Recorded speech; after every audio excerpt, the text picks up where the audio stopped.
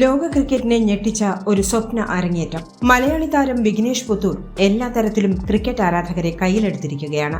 Mumbai Indians ടീമിന്റെ പ്രധാന താരമായ രോഹിത് ശർമ്മയ്ക്ക് പകരം ഇംപാക്ട് സബ്സ്റ്റിറ്റ്യൂട്ടായി മൈതാനത്തിറങ്ങിയ മലയാളി താരം പുറത്തെടുത്തത് അവിസ്മരണീയമായ പ്രകടനമായിരുന്നു.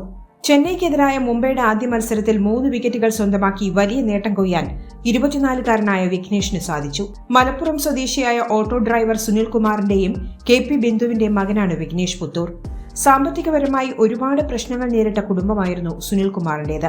എന്നാൽ ഇതിനിടയിലും തന്റെ മകന്റെ ക്രിക്കറ്റ് യാത്രയിൽ സുനിൽ കുമാറും ബിന്ദുവും കൂടെ നിന്നു. മകൻ സ്വപ്നം കാണുന്ന രീതിയിൽ ജീവിതം മുൻപിലേക്ക് നയിക്കാൻ ഇരുവരും തയ്യാറായിരുന്നു. അതിനായി മലപ്പുറത്ത് നിന്ന് തൃശൂരിലേക്ക് ഇരുവരും ചേക്കേറി.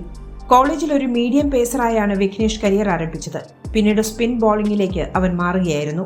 ഇത്തവണത്തെ കേരള ക്രിക്കറ്റ് ലീഗ് ആയിരുന്നു വിഘ്നേഷ് പുത്തൂറിന്റെ ജീവിതം മാറ്റിമറിച്ചത്. ആലപ്പി റിപ്പിൾസ് ടീമിനായി എല്ലാ തരത്തിലും മികവ് പുലർത്താൻ ഇത്തവണ വിഘ്നേഷിന് സാധിച്ചു. ഇത് കണ്ട മുംബൈ ഇന്ത്യൻസ് ഫ്രാഞ്ചൈസി വിഘ്നേഷിൽ ആകർഷകനായി. ശേഷം തങ്ങളുടെ ട്രയൽസിലേക്ക് കേരളത്തിന്റെ യുവതാരത്തെ ക്ഷണിക്കാനും മുംബൈ മറന്നില്ല. ട്രയൽസിനെത്തിയ വിഘ്നേഷ് പുത്തൂർ പൂർണ്ണമായും മുംബൈ താരങ്ങളെ ഞെട്ടിക്കുകയായിരുന്നു. മുംബൈ നായകൻ ഹാർദിക് പാണ്ഡ്യയ്ക്കെതിരെ മികച്ച രീതിയിൽ പന്തെറിയാൻ താരത്തിന് സാധിച്ചു. ഇതോടെ വിഘ്നേഷിനെ ടീമിൽ ഉൾപ്പെടുത്താൻ മുംബൈ നായകൻ ഹാർദിക് പാണ്ഡ്യ ആവശ്യപ്പെട്ടു. ഇത്തവണത്തെ IPL ലേലത്തിൽ 30 ലക്ഷം രൂപയ്ക്കായിരുന്നു മുംബൈ ഇന്ത്യൻസ് വിഘ്നേഷിനെ സ്വന്തമാക്കിയത്. ഇതുവരെയും കേരള ടീമിനായി സീനിയർ ലെവലിൽ കളിക്കാനുള്ള അവസരം ഈ യുവതാരത്തിന് ലഭിച്ചിട്ടില്ല. അണ്ടർ 14, അണ്ടർ 19 ലെവലുകളിൽ കേരളത്തിനായി വിഘ്നേഷ് പുത്തൂർ കളിച്ചിരുന്നു. വിഘ്നേഷിന്റെ മത്സരം പൂർണ്ണമായി നിരീക്ഷിച്ച മുംബൈ ഇന്ത്യൻസ് ഫ്രാഞ്ചൈസി താരത്തിന് കൂടുതൽ പരിശീലനങ്ങൾ നൽകി. കഴിഞ്ഞ 10 മാസങ്ങളിൽ മുംബൈക്കൊപ്പം പരിശീലനങ്ങൾ നടത്താൻ വിഘ്നേഷിന് അവസരം ലഭിച്ചു.